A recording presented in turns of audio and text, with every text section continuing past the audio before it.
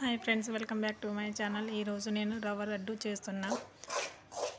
కావాల్సినది రవ్వ 2 గ్లాసెస్ రవ్వ వేసి ఫ్రై చేస్తున్నా ఫ్రెండ్స్. కొద్దిగా ఫ్రై చేస్తే బాగుంటుంది. కొద్దిగా కొబ్బరి తురుముతున్నాం.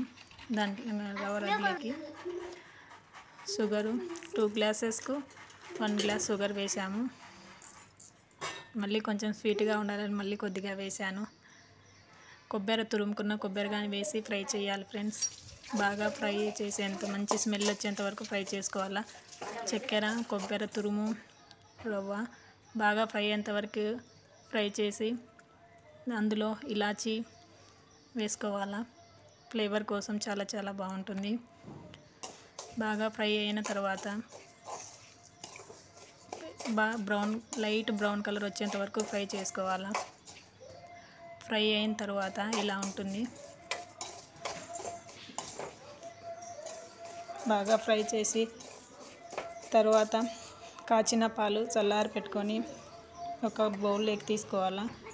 పాలు తీసుకున్న తర్వాత కొద్దిగా వేసుకొని లడ్డూలాగా చేయాలా. లడ్డూలాగా ఇలా చేస్తే లడ్డూలాగా వస్తుంది ఫ్రెండ్స్. మనకు కావాలనుకుంటే డ్రై ఫ్రూట్స్ వేసుకోవచ్చు. ఇలా అన్ని లడ్డూలాగా చేసుకోవాలి ఫ్రెండ్స్. చాలా చాలా బాగుంది టేస్ట్. చూడడానికి కానీ చాలా బాగుంది ఫ్రెండ్స్. అన్ని లడ్డూలు ఇలా చేసుకొని అన్నీ పక్కన పెట్టుకోవాలా. నచ్చితే లైక్ చేయండి, షేర్ చేయండి, సబ్స్క్రైబ్ మర్చిపోకండి. ఫైనల్గా లడ్డూలు చేసేది అయిపోయింది ఫ్రెండ్స్. ఇలా ఉన్నాయి లడ్డూలు.